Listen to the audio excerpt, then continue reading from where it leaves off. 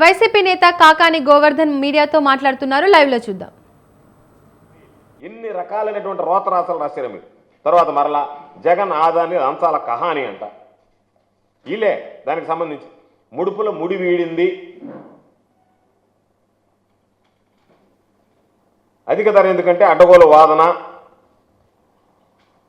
Next SECI దస్త్రానికి 7 గంటల్లో ఆమోదం,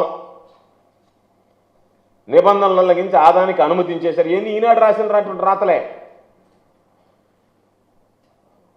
ఒప్పందం ఆదానితోనే, పేరుతో సెకి, పేరుకే సెకి, ఒప్పందం ఆదానితోనే. ఆదాని చేతిలో సెకి కీలుబొమ్మ, ఆదాని విద్యుత్ కొనడమే అంతిమ లక్ష్యం, ఆదాని లేక సెకి సంతకం, జగన్ ఆదాని లంచాల కహాని, ముడుపుల ముడి వీడింది,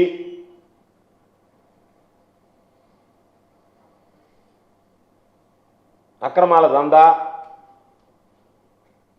రాష్ట్ర ప్రతిష్టకు జగన్ ముడుపుల మసక. అంటే వీళ్ళు మరక అంటిస్తా దానికి సంబంధించినటువంటి వీళ్ళు తీసుకున్నటువంటి వీళ్ళు పత్రికల్లో రాసినమైనే జగన్మోహన్ రెడ్డి గారికి అంతా మసక అంటుకున్నట్టుగా మళ్ళీ ఆయన జగన్పై పీసీ యాక్టు ఏమీ లేనటువంటి దానికి ఈయన చట్టాలు తీసుకొచ్చేసాడు. జగన్పై పీసీ యాక్టు, చంద్రబాబు చేతికి జగన్ జుట్టు, మీ జుట్టు ఉంటుంది, ఈనాడు జుట్టు, ఆంధ్రజ్యోతి జుట్టు ఉంటుంది, కానీ జగన్మోహన్ రెడ్డి గారు చంద్రబాబు చేతిలో జగన్మోహన్ రెడ్డి గారు జుట్టు ఎందుకు ఉంటుంది? జగన్మోహన్ రెడ్డి గారు జుట్టు ఉండదు. ఉంటే ఏదన్నా ఉంటే పాపం జుట్టు కూడా లేదు వాళ్ళకి. ఈనాడుకి సంబంధించిన రామోజీరావుకి లేదు, రామోజీరావు కొడుకు లేదు జుట్టు పట్టుకోవడానికి కూడా. కాబట్టి ఏదన్నా ఉంటే మీ జుట్టు ఆయన చేతిలో ఉంటుంది, మీ జుట్టు ఆయన చేతిలో ఉంటుంది తప్ప చంద్రబాబు నాయుడు చేతిలో ఉంటుంది తప్ప మీ జుట్టు జగన్మోహన్ రెడ్డి గారి జుట్టు ఈ జన్మలో చంద్రబాబు నాయుడు పట్టుకునేట్టు ధైర్యం చేయలేడు. చంద్రబాబు నాయుడుకి అటువంటి పరిస్థితి ఉండదు. గుర్తుపెట్టుకొని రాసేటప్పుడు కొంచెం జాగ్రత్తగా రాసుకునేది అలవాటు చేసుకోండి. ఆ భేటీలో మర్మమేమి, ఒక పారిశ్రామికవేత్తలు గారి దానికి సంబంధించినటువంటి పాత ఫోటోలను వేయడం, దాని మీద ఆ మర్మమేమి, ఏమి చేసినా స్కామే.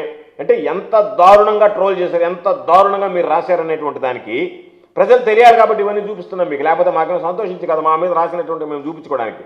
అంటే మీరు ఎన్ని అబద్ధపు కోతలకు వస్తున్నారు, ఎంత రాతలు రాస్తున్నారని చెప్పడానికి ఇది ఒక ఉదాహరణ. సన్మానం చేయాలా, వద్దంటే విన్నారా, సెకీతో సంకటం.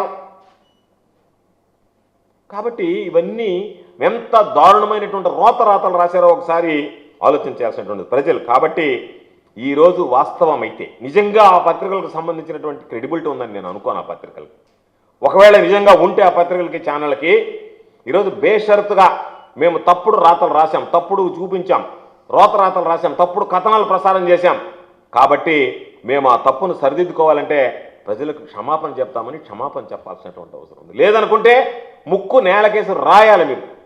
అయ్యే మేము పొరపాటును రాసాం, ఈ రాతలన్నీ కరెక్ట్ కాదు, తప్పు అని చెప్పి ఈరోజు ఎలక్ట్రిసిటీ రెగ్యులేటరీ కమిషన్ చెప్పింది కాబట్టి మా రాతలకి మేము ముక్కు నేలకేసి రాస్తున్నామని చెప్పింది. లెంపలేసుకోవాల్సినటువంటి అవసరం ఉంది, చెంపదెబ్బలు వేసుకోవాలి, మీరు సిగ్గుతో తలదించుకోవాల్సినటువంటి పరిస్థితి. కాబట్టి ఈరోజు నిజం ఏదో చెప్పిన సామెతంగా బయటకు వచ్చేలాగా అబద్ధం ప్రపంచాన్ని చుట్టొస్తుందని చెప్పి ఒక సామెత ఉంది.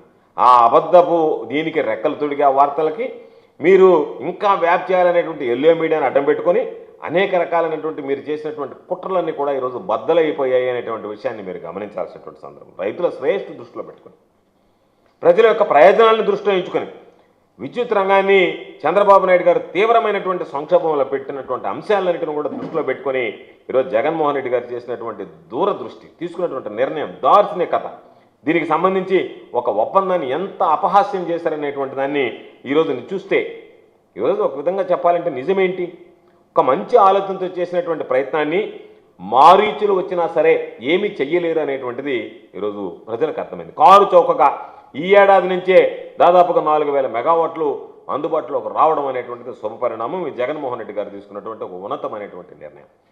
ఒకవేళ ఈ ఒప్పందమే అమలు కాకపోతే చంద్రబాబు నాయుడు ఎప్పుడు పట్టించుకోడు. విద్యుత్ రంగానికి సంబంధించి, రైతులకు సంబంధించి దాదాపుగా 18 లక్షల పంపు సెట్లుంటే 18 లక్షల పంపు సెట్లు ఉన్నటువంటి రైతులకు సంబంధించి వాళ్ళ విద్యుత్ వాళ్ళకి అందించడమే ప్రశ్నార్థకంగా మారేది. ఈరోజు రైతులు అనేక రకాలైనటువంటి సమస్యలు పడుతున్నారు. దాంతోపాటు ఒకవేళ జగన్మోహన్ రెడ్డి గారి సెక్కి ద్వారా తీసుకోకపోతే ఆ 18 లక్షల పంపు సెట్లకు సంబంధించి రైతులు తీవ్రమైనటువంటి ఇబ్బందులు ఎదుర్కోవాల్సినటువంటి పరిస్థితి ఏర్పడేది. ఈరోజు వాళ్ళకి దాదాపుగా ఒక యజ్ఞంగా భావించాలి. జగన్మోహన్ రెడ్డి గారు తీసుకున్నటువంటి నిర్ణయం రైతుల పాలిట ఒక మహాయజ్ఞంగా భావించాలి.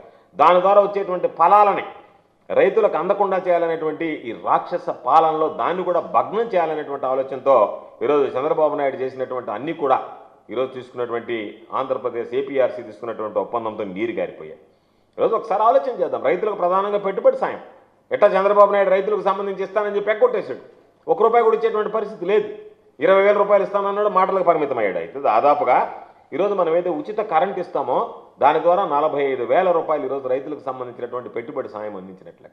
మనం సమగ్రంగా సమృద్ధిగా కనుక రైతులకు సంబంధిస్తే వాళ్ళకి ఇచ్చేటువంటి అదనపు పెట్టుబడులతో పాటు ఉచితంగా ఇచ్చేటువంటి విద్యుత్ ద్వారా దాదాపుగా 45,000 రూపాయలు రైతు ఈరోజు లబ్ధి పొందేటువంటి పరిస్థితి ఏర్పడుతుంది. అటువంటి పరిస్థితుల్లో మీరు అవాకులు చవాకులు మాట్లాడి ఏదేదో రాతలు రాసి ప్రజల కళ్ళ ముందే ఈరోజు అన్ని వాస్తవాలు వెలుగు చూస్తుంటే తట్టుకోలేనటువంటి పరిస్థితి, మాట్లాడలేనటువంటి పరిస్థితి.